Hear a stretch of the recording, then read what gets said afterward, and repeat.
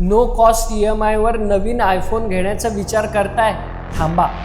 जर तुम्ही पूर्ण कॅश देऊन फोन घेत असाल तर उत्तमच, पण नो कॉस्ट EMI आणि क्रेडिट कार्ड ऑफर्स अनेकदा असा भास निर्माण करतात की तुम्हाला तुमच्या बजेटपेक्षा खूप महाग फोन परवडू शकतो. हो, नो कॉस्ट EMI मध्ये व्याज नसतं हे खरं आहे, पण म्हणून अनावश्यक महाग फोन घेण्याचं ते कारण होऊ शकत नाही.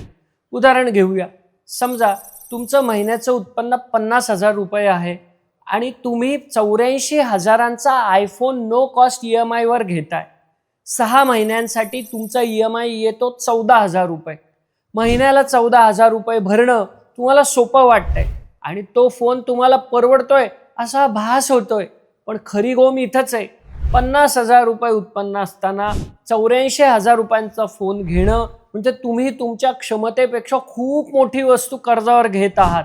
अर्थात एका महिन्याचं उत्पन्न हा काही कठोर नियम नाही, तर लक्झरी वस्तू खरेदी करताना पाळायची ती एक सुरक्षित गाईडलाईन आहे. एखादी वस्तू तुम्हाला खरंच परवडते की नाही हे तुमच्या सध्या सुरू असलेल्या EMI, तुमची बचतीची टक्केवारी आणि इतर आर्थिक जबाबदाऱ्यांवरही अवलंबून असते. पूर्वी आपण बजेट पाहून वस्तू घेत होतो, आता EMI पाहून वस्तू घेतो आणि इथूनच लाईफस्टाईल इन्फ्लेशन सुरू होतं. महाग फोन घ्यायचा असेल तर आधी पैसे साचवा, बँकेला EMI देण्यापेक्षा आधी सेव्हिंग करा आणि मग खरेदी करा. सोबतच खरेदीपूर्वी तुमच्याकडे 3 ते 6 महिन्यांच्या खर्चा इतका इमर्जन्सी फंड असायलाच हवा.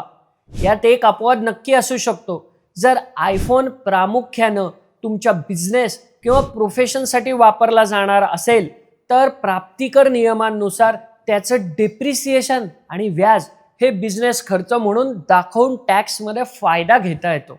पण यासाठी हे नक्की लागू होतं की नाही यावर तुमच्या CA किंवा टॅक्स ॲडवायझरचा सल्ला नक्की घ्या. खऱ्या अर्थानं अर्थसाक्षर व्हा. लक्षात ठेवा, EMI मुळे वस्तू स्वस्त होत नाहीत, फक्त महाग वस्तू परवडतात असं वाटू लागतं. कर्जमुक्तीच्या प्रवासाला तुम्हाला खूप खूप शुभेच्छा.